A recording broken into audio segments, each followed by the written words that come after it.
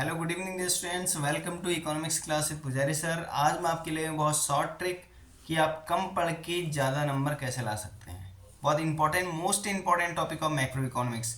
कल वाली वीडियो मैंने आपको दिए थे इंडियन इकोनॉमी के इंपॉर्टेंट टॉपिक्स। आज मैं आपको दे रहा हूँ मैक्रो इकोनॉमी के मोस्ट इंपॉर्टेंट टॉपिक। अगर आपने अभी तक कुछ भी नहीं पढ़ा तो केवल इन टॉपिक्स को पढ़ लेना, आपके मोर देन 40 मार्क्स आ जाएंगे। मीन्स आपके 50% मार्क्स थ्योरी में डेफिनेटली आ जाएंगे। ठीक है, सो मैं स्टार्ट कर रहा हूँ चैप्टर वाइज मैं आपको बताऊंगा कौन कौन से चैप्टर में कौन कौन से टॉपिक इंपॉर्टेंट है। एंड प्लीज़ इस वीडियो को पूरी फैला देना। ओके, पूरे जहाँ तक आपकी पहुँच है वहाँ तक इस वीडियो को फैला देना, जिससे कि थोड़ा सा लोगों को बेनिफिट मिल जाए, सारे स्टूडेंट्स का बेनिफिट ले सकें।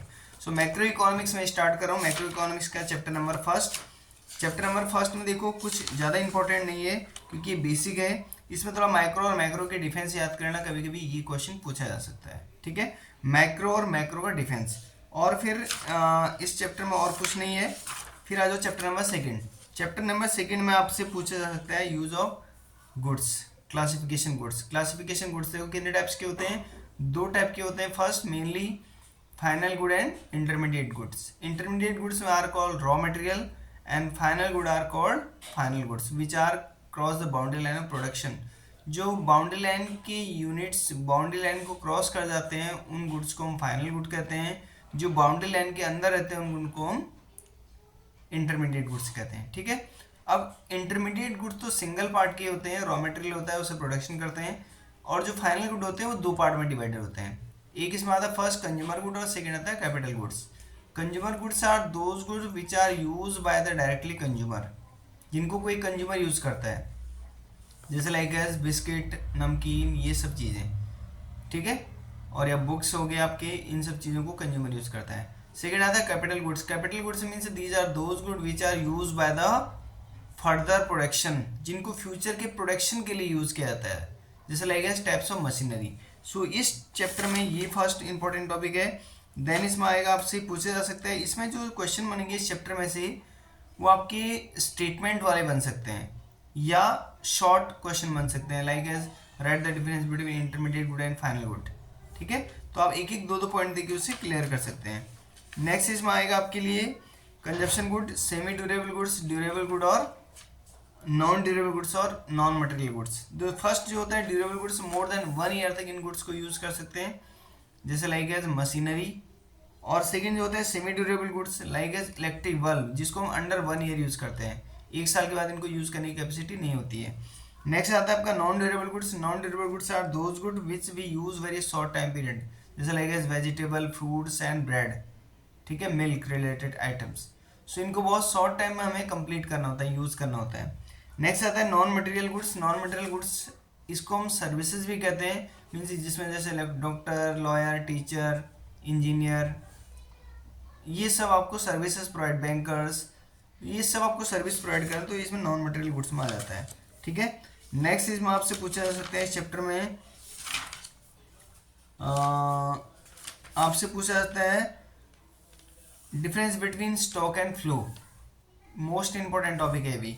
ठीक है, स्टॉक क्या होता है, एक पर्टिकुलर पॉइंट ऑफ टाइम में जिसे हम मेजर करते हैं। ठीक है, स्टॉक क्या होता है, जिसे एक पर्टिकुलर पॉइंट ऑफ टाइम हम मेजर करते हैं उसे हम कहते हैं स्टॉक। और over the period of time जिसे हम यूज करते हैं उसे हम कहते हैं फ्लो। ठीक है, अब फ्लो इसमें बहुत सारे आपके एग्जांपल पूछे जा सकते हैं। ठीक है, कैसे, जैसे लाइक एमसीक्यू बन के आ सकता है कि this is the concept of flow और स्टॉक, जैसे लाइक वेल्थ क्या होता है, संपत्ति, वो क्या है, स्टॉक का कॉन्सेप्ट है, उससे हम फ्लो नहीं करते। ठीक है, अब जैसे आपका आता है मिल्क क्या है, स्टॉक का कॉन्सेप्ट नहीं है, फ्लो का कॉन्सेप्ट है, क्योंकि हम यूज करेंगे देन उसे थ्रो कर देंगे। ठीक है, नेक्स्ट आता है वाटर इन ओवरहेड टैंक, जो ओवरहेड तक भरा हुआ है तो वो क्या है, स्टॉक का कॉन्सेप्ट है। अगर ओवरफ्लो हो रहा है वाटर तो वो क्या हो गया, फ्लो का कॉन्सेप्ट हो गया। ठीक है, नेक्स्ट इसमें आपसे इंपॉर्टेंट जो पूछा जा सकता है वो पूछा जा सकता है सेक्टर्स ऑफ इकोनॉमी। ये मोस्ट इंपॉर्टेंट टॉपिक है इस चैप्टर का, सर्कुलर फ्लो ऑफ इनकम का। ठीक है, सेक्टर्स ऑफ इकोनॉमी, देखो दो सेक्टर्स ऑफ इकोनॉमी हम पढ़ते हैं। इसमें आपका आता है कौन कौन सा, प्रोड्यूसर सेक्टर जिसे हम फार्म भी कहते हैं, और दूसरा हाउस होल्ड सेक्टर। कौन किसको क्या दे रहा है। देखो फैक्टर सर्विसेज दे रहा है हाउस होल्ड प्रोड्यूसर को, लाइक एज रेंट दे रहा है, सॉरी लैंड दे रहा है, लेबर दे रहा है, कैपिटल दे रहा है, एंटरप्रेन्योर्स दे रहा है, ठीक है। और इसके प्लेस पे वो उसे क्या कर रहा है, फैक्टर पेमेंट कर रहा है, वेजेस दे रहा है, लैंड का रेंट दे रहा है और उसके प्रॉफिट के पार्ट दे रहा है, ठीक है, और इंटरेस्ट पे कर रहा है, तो वो उसका फैक्टर पेमेंट हो गया। अब इसी को अगर देखें दूसरे कॉन्सेप्ट में, तो प्रोड्यूसर हाउस होल्ड को क्या दे रहा है, गुड्स एंड सर्विसेज दे रहा है, और इसके प्लेस पे हाउस होल्ड से क्या कर रहा है, expenditure on goods and services, जो उसने गुड्स एंड सर्विसेज परचेज किए हैं उसके लिए वो एक्सपेंडिचर कर रहा है। अब देखो यहाँ मनी फ्लो और रियल फ्लो वाला कॉन्सेप्ट भी आता है, मोस्ट इंपॉर्टेंट टॉपिक है मनी फ्लो और रियल फ्लो भी। मनी फ्लो क्या होता है, जब हम मनी को यूज करते हैं, ठीक है, जिस फ्लो में हम मनी को यूज करते हैं उसे मनी फ्लो कहा जाता है, जिस फ्लो में हम गुड्स और सर्विसेज परचेज करते हैं उसे रियल फ्लो कहा जाता है, ठीक है। अब मनी फ्लो में क्या हो जाएगा, यहाँ पे अगर factor payment producer house hold को दे रहा है उसके लैंड के बदले या उसके वर्क के बदले, तो वो क्या हो गया, मनी फ्लो का कॉन्सेप्ट हो गया।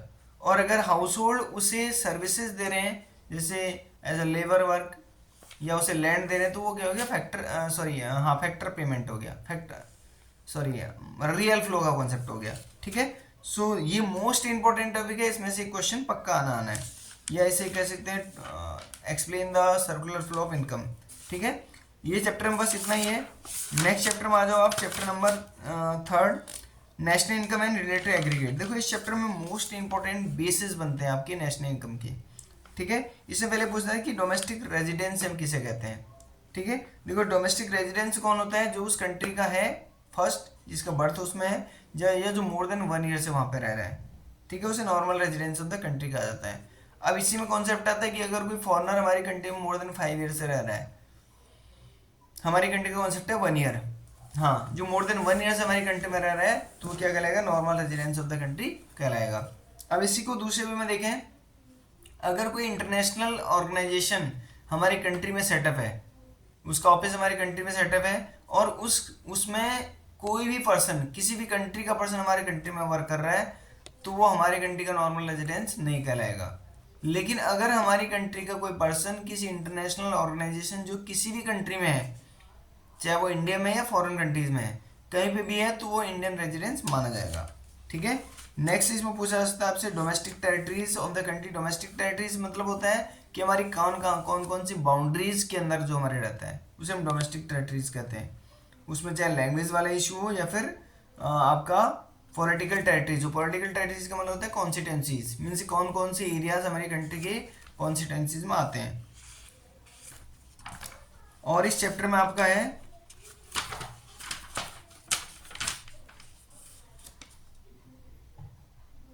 Nominal GDP and real GDP. Most important topic है नॉमिनल जीडीपी और रियल जीडीपी। इसमें कैलकुलेशन के लिए आ सकता है आपको क्या होगा, 2 बेस ईयर और करंट ईयर दिया होगा। अगर हम नॉमिनल जीडीपी निकाल रहे हैं तो क्या होता है, जो प्राइस होती है वो दोनों ईयर की अलग अलग यूज होती है। अगर हम क्या निकाल रहे हैं, नॉमिनल जीडीपी निकाल रहे हैं, तो जो दोनों ईयर की प्राइस है, माना एक गुड्स की प्राइस 2020 में 10 रुपये थी, अब उस गुड की प्राइस 2024 में 12 रुपये हो गई, तो दोनों प्राइजेस को दोनों ईयर के अकॉर्डिंग हम यूज करेंगे, तो उसे हम कहते हैं नॉमिनल फ्लो। और इसी के अकॉर्डिंग रियल फ्लो आपका आता है, अगर हम केवल बेस ईयर को यूज करके, मीन्स 2020 की प्राइस को यूज करके दोनों का अगर जीडीपी निकालेंगे तो उसे हम कहेंगे रियल जीडीपी, ठीक है, चाहे क्वांटिटी इंक्रीज हो या डिक्रीज हो। अब इसमें एक क्वेश्चन और पूछा जाता है फॉर्मूले बेस रियल जीडीपी और नॉमिनल जीडीपी का। देखो रियल जीडीपी का फॉर्मूला होता है, real GDP is equal nominal GDP upon price index multiply 100। क्या होता है, real GDP is equal nominal GDP upon price index multiply 100, और जो नॉमिनल जीडीपी होता है उसका फॉर्मूला होता है real GDP multiply price index upon 100, ठीक है। इस फॉर्मूले का यूज करके आप कैलकुलेट कर सकते हैं। ये 3 मार्क्स में ये क्वेश्चन पूछा सकता है, या इसी से रिलेटेड प्राइस इंडेक्स पूछा जाता है। प्राइस इंडेक्स का मतलब होता है nominal GDP upon real GDP multiply 100, ठीक है। और इस चैप्टर में कुछ नहीं है, मोस्ट इंपॉर्टेंट बस इतना ही है। अब नेक्स्ट आता है आपका national income and related method. अब इस मेथड से रिलेटेड एक क्वेश्चन लॉन्ग आंसर में पूछा ही पूछा जाना है, डेफिनेटली मैंने आपको कई बार कहा है, और इसकी तीनों वीडियो, तीनों मेथड्स के कैलकुलेशन की वीडियो मैंने आपको ग्रुप में डाली, सॉरी अपने इस यूट्यूब चैनल में डाली हुई है। सो अगर आप इसके बैक वीडियोस को देखेंगे तो डेफिनेटली आपको तीनों मेथड के सेपरेट सेपरेट वीडियोस मैंने डाल रखी हैं, अच्छे से आपके समझ में आ जाएगा, वहाँ से सर्च कर लेना। एक कॉमनली मैं बता दे रहा हूँ आपको, जो वैल्यूएटेड मेथड होता है उसमें हम यूज़ करते हैं, इसको हम प्रोडक्ट मेथड भी कहते हैं। इसमें सबसे पहले हम जीवीओ एमपी निकालते हैं, देन जीवी ए एमपी निकालते हैं, then according to need of the question, जो क्वेश्चन से पूरा अगर एनएनपीएफसी पूछ रहा है तो एनएनपीएफसी निकाल लेंगे, अगर जीएनपी एमपी पूछ रहा है तो जीएनपी एमपी निकाल लेंगे, कुछ भी पूछे आपसे वो आप निकाल सकते हैं, ठीक है। और इसका जो फॉर्मूले होते हैं वो मैंने आपके डिस्क्रिप्शन बॉक्स में डाले हुए हैं, जो जिस मेथड का है, ठीक है। अब इसमें दूसरा आता है आपका, जो छोटी छोटी चीज़ें इस चैप्टर में आती है मैं आपको उसमें बताता हूँ। जैसे income method, value added method में आता है वो चेंज इन स्टॉक निकालने के लिए आता है, तो क्लोजिंग स्टॉक में से ओपनिंग स्टॉक को माइनस करते हैं तो चेंज इन स्टॉक निकल जाता है, ठीक है। अब जो इंटरमीडिएट कंजप्शन होता है जिसे हम आईसी कहते हैं, आईसी को निकालने में हम, आईसी का मीन्स होता है रॉ मटेरियल, तो कभी कभी क्या होता है क्वेश्चन में डोमेस्टिक रॉ मटेरियल देता है, तो domestic raw material plus import दोनों को ऐड करके हम आईसी निकाल सकते हैं। अगर आपको इस टॉपिक को ना अच्छे से समझना है तो एक बार मेरे जो पिछली वीडियोस हैं, इनकम मेथड, एक्सपेंडिचर मेथड और वैल्यू एडेड मेथड, तीनों मेथड की देख लो, आपके समझ में बहुत अच्छे से आ जाएगा, मैंने बहुत अच्छे से समझा रखा है, ठीक है। सो नेक्स्ट इसमें आता है, हम निकालते हैं आपका इनकम मेथड। इनकम मेथड में सबसे पहले हम निकालते हैं जीएनपी एमपी, ठीक है।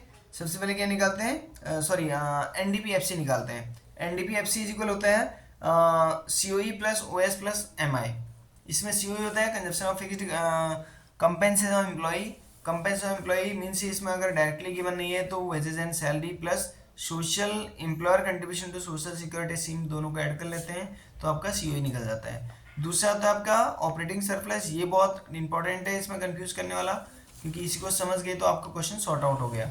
सो जो आपका दूसरा होता है ऑपरेटिंग सरप्लस, ऑपरेटिंग सरप्लस को निकालने का मतलब है ओएस इज इक्वल होता है rent plus royalty plus interest plus profit, ये चार आपको गिवन होंगे, ठीक है।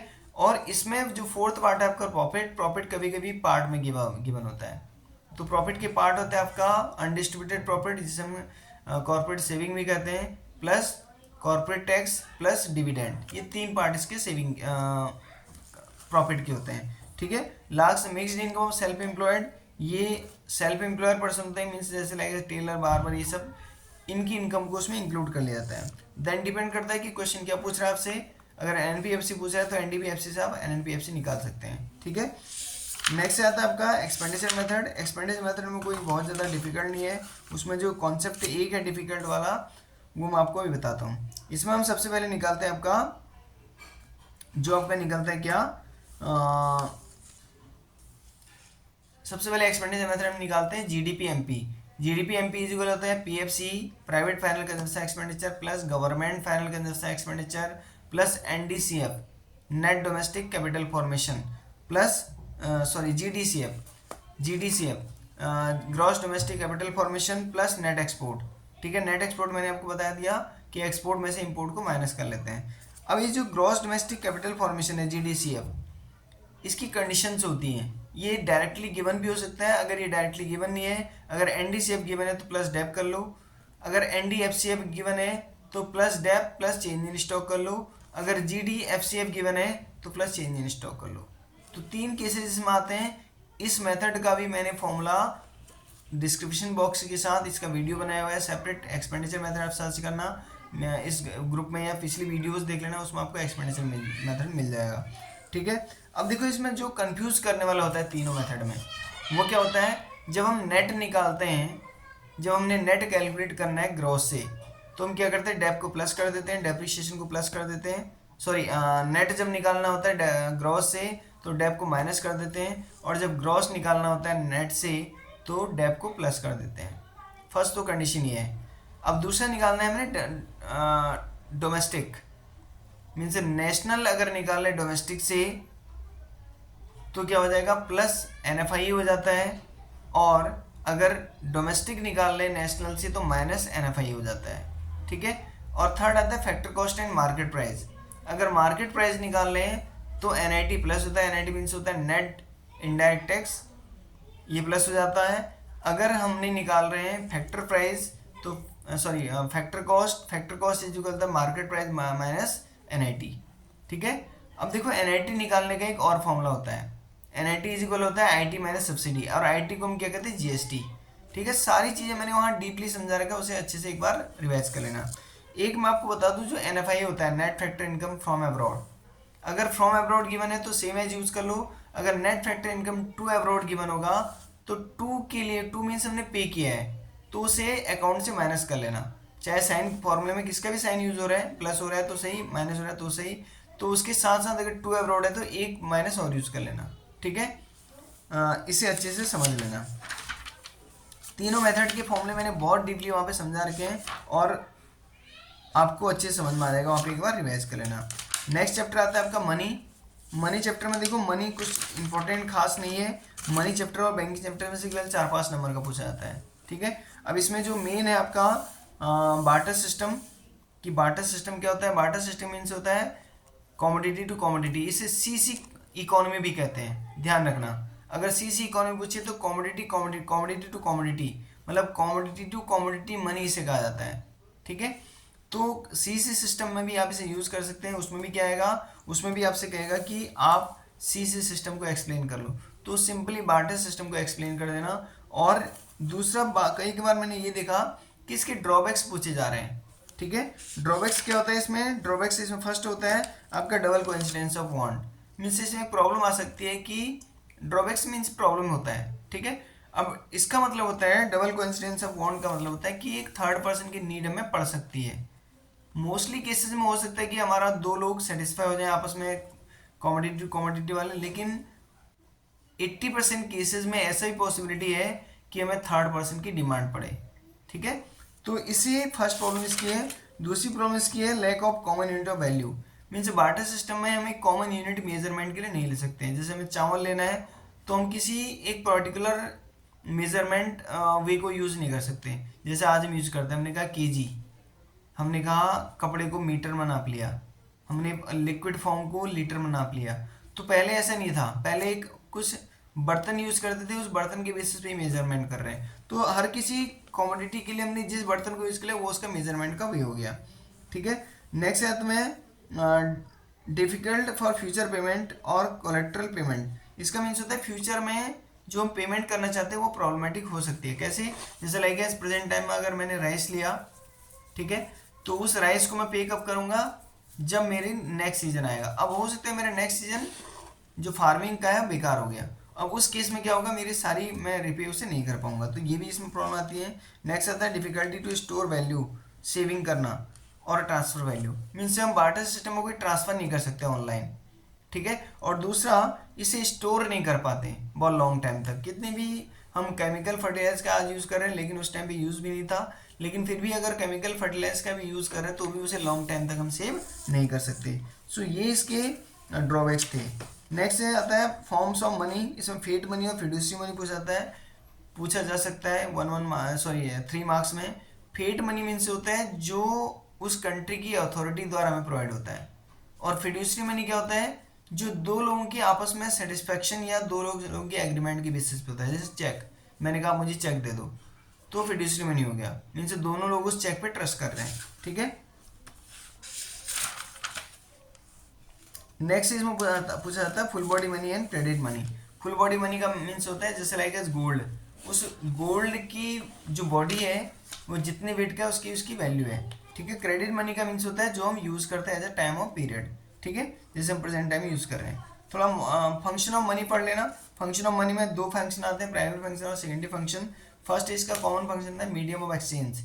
ठीक है, मीडियम ऑफ एक्सचेंज मीन्स हम गुड्स टू गुड्स यूज़ करते हैं मीडियम ऑफ एक्सचेंज के रूप में, और दूसरा मनी देकर गुड्स को परचेज करते हैं, तो ये फर्स्ट आता है। दूसरा आता है measures of unit of value, means हम मेजर करते हैं हर एक यूनिट को, हर एक कमोडिटी को एज ए यूनिट के रूप में। इसका सेकेंडरी फंक्शन आता है standard deferred payment. Standard deferred payment का मतलब होता है कि हम फ्यूचर में उस पेमेंट को पे करने से पहले ही हम एग्रीमेंट कर लेते हैं कि हम फ्यूचर में इस पेमेंट को दे देंगे, लेकिन प्रेजेंट टाइम में आप उसे दे दो। ठीक है, स्टोर वैल्यू, हम मनी को स्टोर कर सकते हैं आराम से। नेक्स्ट इसमें आता है ट्रांसफर वैल्यू, हम मनी को ट्रांसफर भी आराम से कर सकते हैं। सो इस चैप्टर में केवल इतना ही मोस्ट इंपॉर्टेंट है, बाकी कुछ खास नहीं है। नेक्स्ट इसमें आता है chapter number banking. Banking chapter में जो मोस्ट इंपॉर्टेंट है आपका, फर्स्ट आता है credit creation bye commercial bank. Commercial bank कैसे क्रेडिट क्रिएशन करता है, मीन्स कैसे लोन बांटता है। देखो इसमें मैंने आपको एक बुक में एक जो वीडियो बनाई थी मैंने यूट्यूब में ही, उस वीडियो मैंने दिया था आपको साख निमान या credit creation bye commercial bank. उस वीडियो को देख लेना, आपको स्टेप समझ में आ जाएंगे। मीन्स नॉर्मली इसमें 4 स्टेप्स होते हैं। फर्स्ट होता है राउंड, दूसरा आता है डिपॉजिट, थर्ड आता है लोन अमाउंट, फोर्थ आता है CRR। या पहला CRR ले लो, बाद में लोन अमाउंट ले लो। मीन्स इसमें क्या है कि फर्स्ट राउंड में कितना डिपॉजिट हुआ, 1000 रुपये हुआ, तो माना हमारा जो रिजर्व अमाउंट है वो 10% है, तो 1000 का 10% निकाल लो, देन 900 रुपीज़ क्या होगा, लोन चले जाएगा। अब वो जो 900 रुपीज़ सेकेंड राउंड में आएगा तो उसका डिपॉजिट बन जाएगा। तो सेम प्रोसेस से 3-4 राउंड में से करो और लास्ट में टोटल दिखा दो तो आपका क्रेडिटेशन। ये क्वेश्चन लास्ट ईयर 4 मार्क्स में आया था, ठीक है, मोस्ट इंपॉर्टेंट क्वेश्चन है। और एक इसमें क्वेश्चन बनता है कि calculate demand deposit. Demand deposit का फॉर्मूला होता है 1/CRR multiply cash reserve. CRR means होता है कैश रिजर्व रेशियो, कितना अमाउंट कितना परसेंट का था और उसे कैश रिजर्व से हम डिवाइड कर लेते हैं, मल्टीप्लाई कर लेते हैं। नेक्स्ट इसमें मोस्ट इंपॉर्टेंट एक टॉपिक आता है क्रेडिट मल्टीप्लायर। क्रेडिट मल्टीप्लायर निकालने का फॉर्मूला आता है K = 1/CRR। एक इन्वेस्टमेंट मल्टीप्लाई, ध्यान रखना है, कंफ्यूजन क्रिएट करने वाला टॉपिक है। क्रेडिट मल्टीप्लायर K = होता है 1/CRR, बहुत सिंपल कॉन्सेप्ट है। लेकिन जो आपका मनी मल्टीप्लायर होता है उसका दूसरा फॉर्मूला होता है K = 1/1 - MPC, और दूसरा होता है K = 1/MPS, ठीक है। और एक होता है K = Δ/Δi। तो इतने टाइप के फॉर्मूले आपसे पूछे जा सकते हैं, बट क्रेडिट मल्टीप्लायर और मनी मल्टीप्लायर का डिफरेंस माइंड में सेट कर लें तो सारा काम खराब हो जाएगा, ठीक है। नेक्स्ट मोस्ट इंपॉर्टेंट इसमें टॉपिक आता है आपका फंक्शन ऑफ RBI। RBI के फंक्शन क्या होते हैं, RBI के बहुत सारे फंक्शंस होते हैं, मैं आपको 1 बाय 1 एक्सप्लेन कर दे रहा हूँ। फर्स्ट फंक्शन होता है बैंक इशूइंग नोट। RBI का फर्स्ट फंक्शन है कि वो इशू नोट करता है, नोट को इशू करता है, ठीक है। Rest of the one coin, one coins को कौन इशू करता है, वन कॉइन को इशू करता है गवर्नमेंट ऑफ इंडिया या फाइनेंस मिनिस्ट्री ऑफ इंडिया, ध्यान रखना इस बात का, ठीक है। दूसरा आता है banker of the government. RBI क्या है भाई, बैंकर ऑफ द गवर्नमेंट है, गवर्नमेंट की बैंकर है जो बैंक फाइनेंशियल एडवाइजरी देता है। नेक्स्ट आता है banker bank and supervisory role, जो इसे हम हिंदी में कहते हैं बैंकों का बैंक और पर्यवेक्षक। मीन्स ये क्या करता है, सुपरवाइज करता है, जितने भी कॉमर्शियल बैंक होते हैं उनको सुपरवाइज करता है, उनको गाइडलाइन देता है कि आपको ऐसे ट्रांजेक्शन करने हैं। नेक्स्ट आता है लेंडर ऑफ लास्ट रिजॉर्ट, आखिरी कर्जदाता।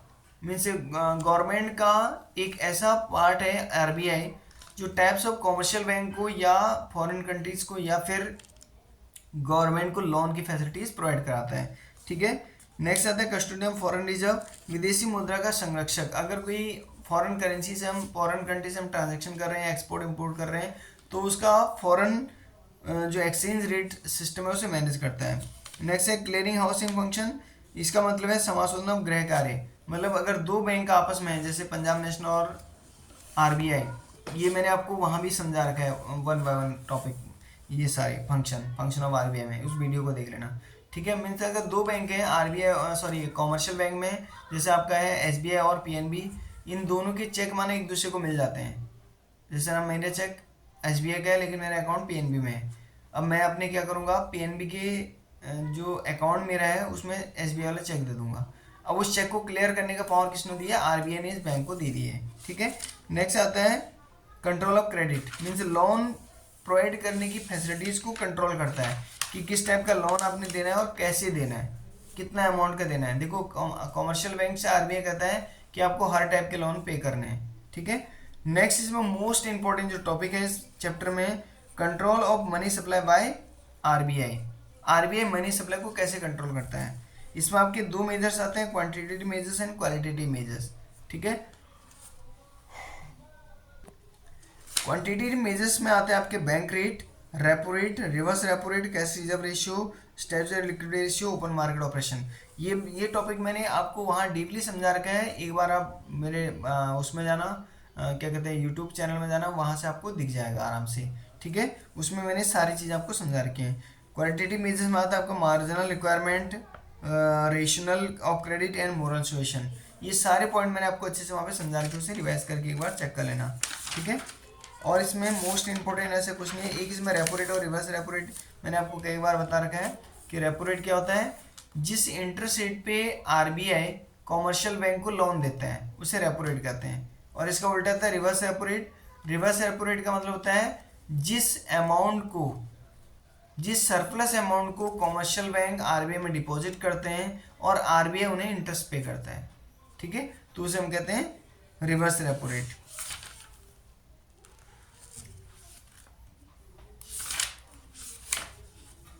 इस चैप्टर में और कुछ नहीं है। नेक्स्ट चैप्टर आपका था aggregate demand and aggregate supply. इसमें एक इक्विलिब्रियम वाला पढ़ने की कौन सी केस में इक्विलिब्रियम, देखो इसमें एक टेबल के अकॉर्डिंग आप शो कर सकते हैं कि इनकम लिया और फिर कंजप्शन फिर सेविंग फिर एएस और ईडी निकाल लेंगे तो आराम से आपका जो वैल्यू होगी वो एक पॉइंट पे इक्वल आएगा, तो उसे हम कहते हैं एग्रीगेट डिमांड और एग्रीगेट सप्लाई। केंशियन थ्योरी के अंदर भी आता है। और इसमें दो टाइप के आपके फॉर्मूले यूज होते हैं मोस्टली इंपॉर्टेंट, कौन सा, algebraic presentation of X function, algebraic presentation of C function. C function में क्या होता है, C is equal C bar plus B Y, ठीक है, मतलब बी इसमें एमपीसी होता है। और दूसरा आता है आपका S function, S is equal minus C bar plus one minus B Y.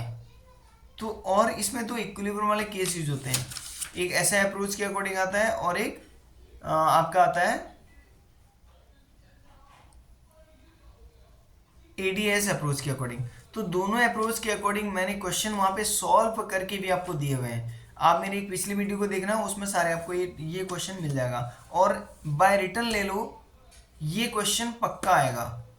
ये क्वेश्चन नंबर आपका माइक्रो इकोनॉमिक्स में 4 मार्क्स या 3 मार्क्स में 110% आएगा, इसको अच्छे से रिवाइज कर लेना, ठीक है।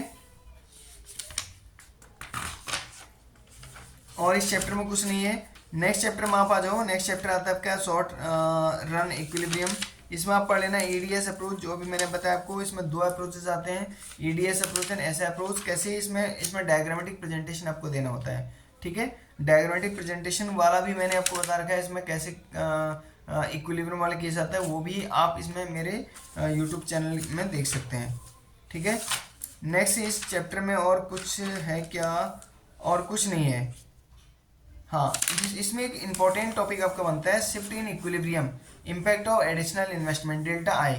अगर एडिशनल इन्वेस्टमेंट में चेंजेस होता है तो क्या इम्पैक्ट पड़ता है, देखो इंक्रीज हो सकता है इन्वेस्टमेंट किस केसेस में, अगर हमारा एग्रीगेट डिमांड इंक्रीज हो रही है, मीन्स एडी 0 से हम एडी 1 में जा रहे हैं, एक्सेस डिमांड हो रही है। एक्सेस डिमांड अगर होती है तो क्या होता है, एडिशनल इन्वेस्टमेंट की नीड पड़ती है। मतलब अगर देखो मार्केट में डिमांड है तो हमें प्रोडक्शन ज़्यादा करना पड़ेगा, प्रोडक्शन ज़्यादा करने के लिए हमें क्या करना पड़ेगा, हमें इन्वेस्टमेंट करना पड़ेगा। और सेम है जिसका अपोजिट आता है आपका, अगर हमारा जो डिमांड है वो डिक्रीज हो रही है तो हमें क्या करना पड़ेगा, इन्वेस्टमेंट को लेस करना पड़ेगा, क्योंकि जब मार्केट में डिमांड नहीं तो प्रोडक्शन किसके लिए करेंगे, ठीक है। तो इसको अच्छे से पढ़ लेना। नेक्स्ट इसमें जो मैंने आपको बताया था अभी मल्टीप्लायर वाला क्वेश्चन, के इज इक्वल 1/1 माइनस एमपीसी और के इज इक्वल 1/एमपीएस, और ये आपका आता है delta Y upon delta I. ये तीन फॉर्मूले से हम मल्टीप्लायर निकालते हैं जिसे हम इन्वेस्टमेंट मल्टीप्लायर कहते हैं, या मल्टीप्लायर भी पूछा जा सकता है, ठीक है। और वहाँ हमने पढ़ा था क्रेडिट मल्टीप्लायर, यहाँ से हम कहते हैं इन्वेस्टमेंट मल्टीप्लायर। ध्यान रखना, क्रेडिट मल्टीप्लायर इक्वल होता है 1/CRR, या उसे मनी मल्टीप्लायर भी कहते हैं 1/CRR। और इन्वेस्टमेंट मल्टीप्लायर का मतलब क्या होता है, K is equal delta Y upon delta I, first formula. Second होता है के इज इक्वल 1/MPS, तीसरा होता है K is equal 1/1 minus MPC।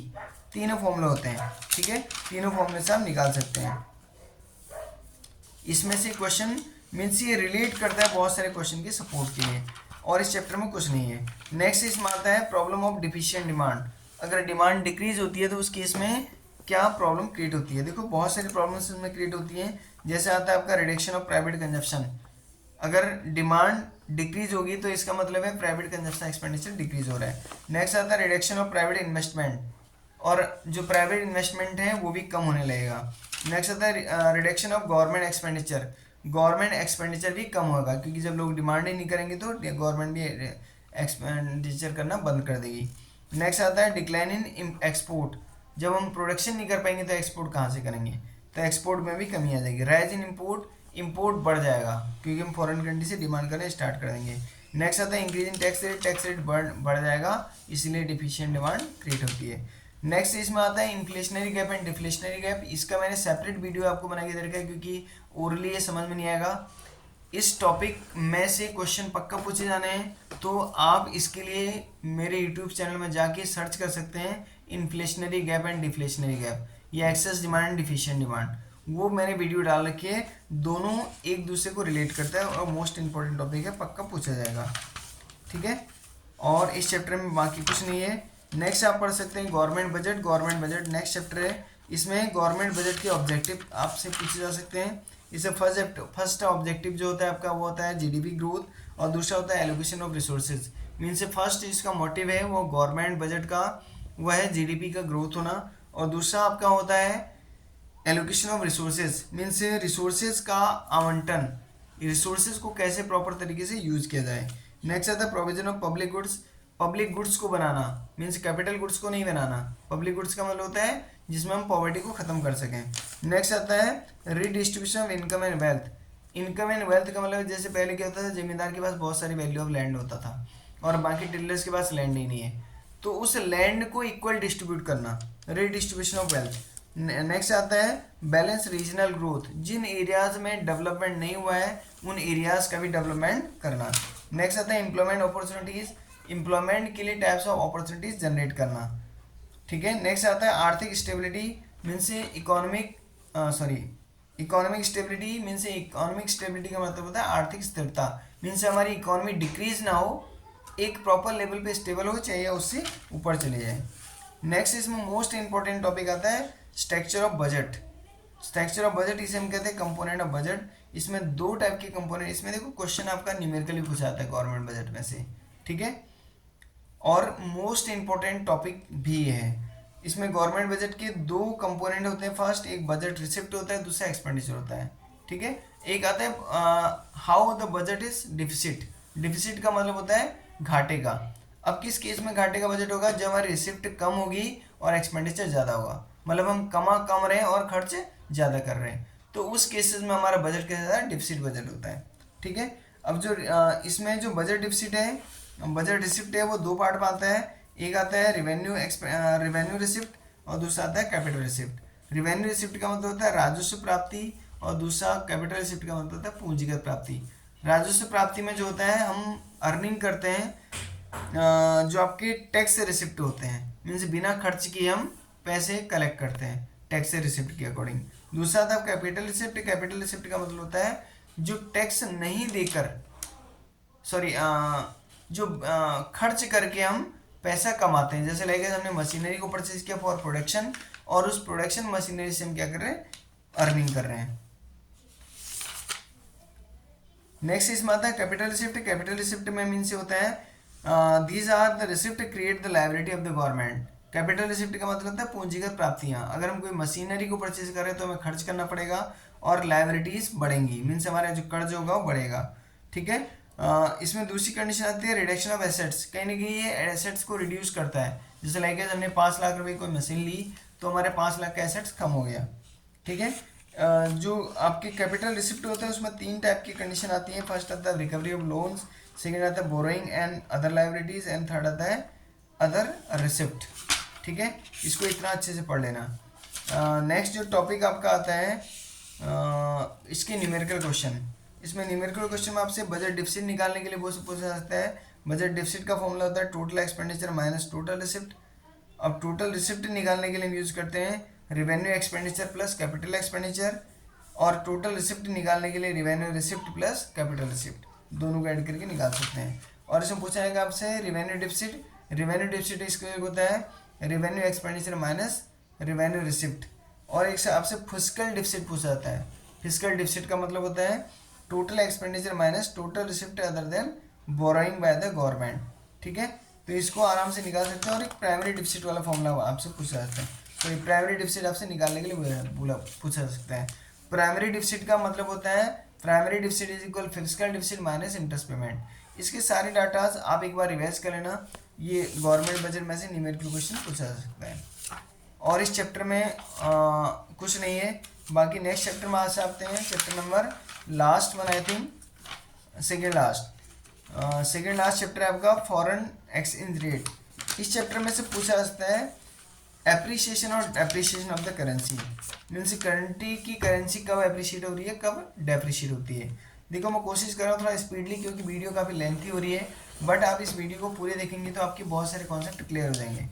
ठीक है, इसमें जो आपका आता है एप्रिसिएशन कब होती है करेंसी, जब हमारी करेंसी की वैल्यू बढ़ जाए।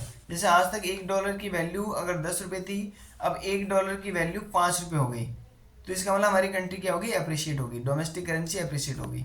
ठीक है, अब इसी का अपोजिट क्या हो गया, अगर माना 1 रुपये के बदले हम $1 के प्लेस पे हम 70 रुपीज़ दे रहे थे, अब $1 के प्लेस पे हम 82 रुपीज़ देने लग गए, तो इसका मतलब क्या हो गया, depreciate of domestic currency. Domestic currency क्या हो रही है, डेप्रिशिएट हो रही है। ठीक है, और इसमें फिक्स्ड एक्सचेंज रेट सिस्टम पूछा जाता है और फ्लेक्सिबल एक्सचेंज रेट सिस्टम पूछा जाता है, और इस चैप्टर में कुछ नहीं है। नेक्स्ट आता है last topic, balance of payment. Balance of payment में बीओपी से रिलेटेड क्वेश्चन आपसे पूछा है, करंट अकाउंट और कैपिटल अकाउंट का। करंट अकाउंट मीन्स होता है जो हम फॉरेन एक्सचेंज में, देखो करंट अकाउंट क्या होता है, करंट अकाउंट मीन्स होता है current account the record of receipt of payment of foreign exchange, means foreign countries से हमने कितना रिसिप्ट किया और कितना उनसे पे किया, तो उसे करंट अकाउंट कहते हैं। ठीक है, और इसमें और चैप्टर, इस चैप्टर में और क्या है आपका, बैलेंस ऑफ ट्रेड पूछा जाता है, एक्स माइनस एम कर लेना, एक्सपोर्ट माइनस इम्पोर्ट, तो वो निकल जाएगा। ठीक है, और इस चैप्टर में कुछ नहीं है।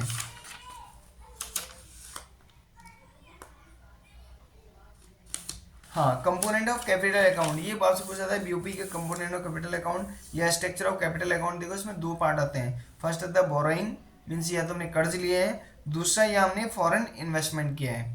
ठीक है, और अब देखो जो फॉरेन इन्वेस्टमेंट हम करेंगे दो केसेस में करेंगे, फर्स्ट करेंगे FII means foreign institutional investment, it is also called portfolio investment. ठीक है, और दूसरा था FDI, foreign direct investment, means हमने डायरेक्टली इन्वेस्टमेंट किया है। और जो बोरिंग है वो एक्सटर्नल कॉमर्शियल बैंक से भी हो सकता है, मीन्स कंट्री से बाहर की कंट्री से भी हो सकता है, और एक्सटर्नल असिस्टेंस से भी हो सकता है। ठीक है, नेक्स्ट इसमें आता है आपका, हाँ, बीओपी सरप्लस। बीओपी सरप्लस कब होता है, बैलेंस ऑफ पेमेंट तब सरप्लस होता है जब current account plus capital account surplus दोनों पॉजिटिव वे में होते हैं, तो उस केसेस में बीओपी सरप्लस होता है। और बीओपी डिफिसिट कब होता है, जब current account deficit plus capital account deficit होता है।